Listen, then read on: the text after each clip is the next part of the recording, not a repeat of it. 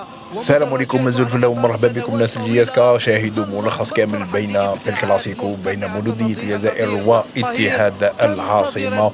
تيفوات يعني صراحة عالمية، ولكن ربما أنا ما عجبنيش المقابلة. يعني هذه النتيجة تخدم شباب قبائل أم لا؟ أنا شتها تعادل هكذا. ربما ملخص كامل شاهدوا أيضا. ربما هل في الهدف الثاني تاع مولودية الجزائر كاينة مخالفة؟ رجع الفار، ولكن ربما الفار قالوا ما كانش. شاهدوا جيدا هذا الملخص، ولكم التعليق. ديروا لنا لايك الفيديو، ابوني في القناه، واتركوا لنا تعليق. بس تنسوناش باللايكات. وشاهدوا هل هذه النتيجه تخدم؟ الشبيبه عمله. يلا هنا شاهدوا ملعب احتفل. 5 جويليا، هنا ديربي بلاد الجزائر. أي كلمات، أي جمل، أي مفردات بإمكانها أن تصف المشهد وهذه الأجواء الرهيبة الرهيبة الرهيبة. أجواء تدخلك في أجواء المباراة من دون مقدمات، وصراحة ستحرك مشاعر وكبرياء اللاعبين لتقديم مباراة تليق بالعرس والحدث. هيا مشاهد، هيا صور هكذا من ملعب 5 جويليا. هم شبان الجزائر، هم أبناء الجزائر الذين يقدمون صور الإبداع برسوم بمشاهد تحمل من الرسائل ما تحمل. هم الذين يستحضرون تاريخ الجزائر، يستحضرون مجد الجزائر، أن سميناك بالدرب الكبير. إذا مباشرة الأجواء نساتنا في تلافي طبعا في الحكام سجل في هذا الدربي والعقون في الدقيقة 9 لمولودية الجزائر. هكذا نحتفظ بالأرقام، هكذا نحتفظ بكل الذكريات.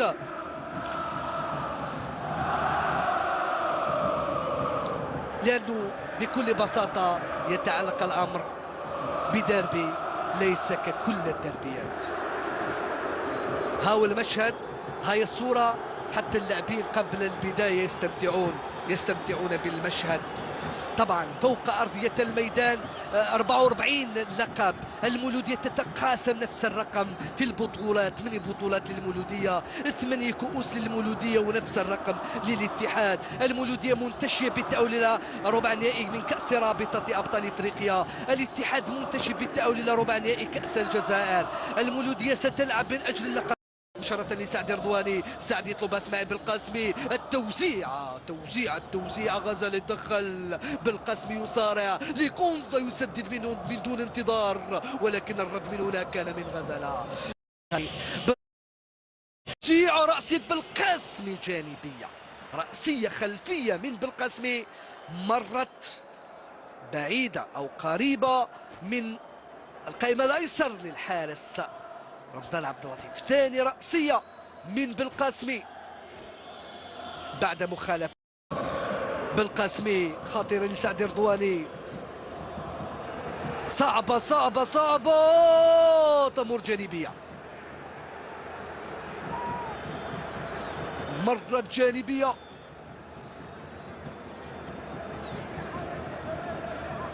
سعد رضواني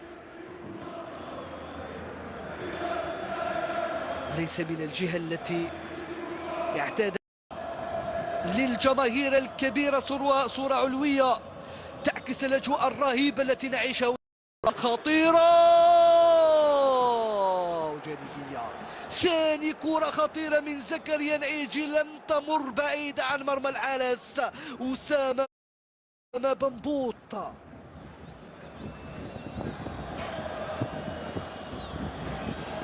تتحول إلى هجمة معاكسة. البحث عن أيوب عبد اللاوي، عن غزالة، عن أكرم بوراس، عن زكريا نعيجي. يركز حليمية، ينظر، يترقب، يوزع في القائمة الثانية. الراسية فوق العارضة الأفقية من حامدي ارتقى فوق الجميع، سدد الكرة بالرأس ولكنها فوق العارضة الأفقية. معركة كبيرة فوق أرضية الميدان، ولكن في إطارها الرياضي إلى حد الآن. هكذا عودنا ديربي الجزائر. ارتقى حميدي بالرأس، سددها بقوة ولكنها مرت فوق العارضة الأفقية. منطقة العمليات، عدم إخراج الكرة إلى الركن إلا عند الضرورة وتفاديها أقصى قدر ممكن. أكرم بوراس صعبة، تصطدم بهذه المعليلات. لا زال الخطر وبالراس تضيع هذه الكرة ويتصدى لها أسامة بنبوط. احتجاج كبير من أسامة بنبوط. بدأت النرفزة بين اللاعبين. حمى الدربي بدأت تتصاعد بين اللاعبين على أرضية الميدان. كل لاعب يريد أن يكسب هذا الديربي. هاي الإعادة، التسديدة في صد الرضواني أعتقد، ثم أكرم بوراس. ونهاية الشوط الأول ولكن تسترجع من المولودية. صعبة من أكرم بوراس، خطيرة لكبري في اعتراض الحكم، يخلي اللاعب يتواصل. صعبة الهدف الأول لمولودية الجزائر من أمين مسوسة، يفتتح النتيجة ويلعب الديربي ويلعب مدرجات ملعب 5 جويليا. يشتعل المنعرج الجنوبي، أجواء كبيرة جدا. سيناريو مغاير للشوط الأول. من دون مقدمات مولودية الجزائر تدخل وتفتتح باب التسجيل. الآن سيشتعل الديربي. بن يحيى سعيد بالبدايات، ولكنه يطالب بالمزيد من التركيز. يدرك بأن الديربي لا يلعب في 5 دقائق، لا يلعب في ثواني، لا يلعب في فترة وجيزة، بل هي 90 دقيقة كاملة. هكذا كانت التوزيع من عيجي. ما فيش وضعية تسلل. بينية من عيجي في القائمة الثانية من مسوس انتظر. تدخل أسامة بنبوط. الصد من أسامة، المتابعة من أمين مسوس، والهدف الأول لمولودية الجزائر. الآن صدقوني سنشاهد ديربي آخر فوق رأس واحد من زملائه، عالية في القائمة الثانية، وتدخل الدفاع عن طريق غزال. أعتقد أمين يسترجعها، ولكن ليكونزا في نهاية المطاف يقطع الهجمة. زكريا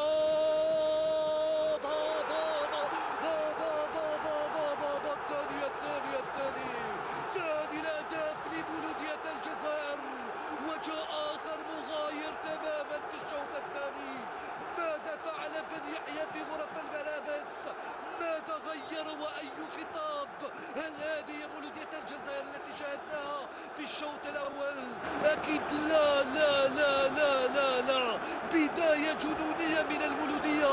بداية جنونية من المولودية. كيبر يضيف الهدف الثاني للمولودية. سنشاهد كيف سجل الهدف. كيبري مانويل كيف سجل الهدف الثاني للمولودية. أجواء رهيبة في سيناريو مجنون وعجيب هنا في ملعب 5 جويليا. سيناريو عجيب وغريب، لأنه الشوط الأول لم يكن هكذا. زكريا العيجي يوزع، من أعاد الكرة هو حليمية من قدمها. حليمية على الطاير، فعلا حليمية يقدم تمريرة حاسمة لكبري الذي يسجل أول أهداف بألوان المولودية. هذا الاطمئنان لأنصار المولودية، يتأكدون، يلاحظون، يترقبون، يشاهدون اللقطة من كل الجوانب في غرفة الفار. وبعد هنا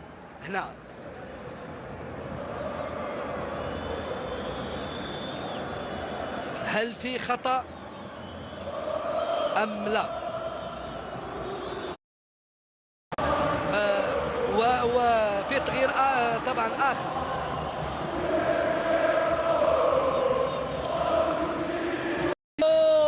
ورمضان عبد اللطيف في الوقت المناسب يدخل. ما فيش ضربة جزاء يا عزام الدين غنجار. هكذا يقول مشايرية، والعناصر الاتحاد يطالبون بضربة جزاء، والجماهير تطالب بضربة جزاء.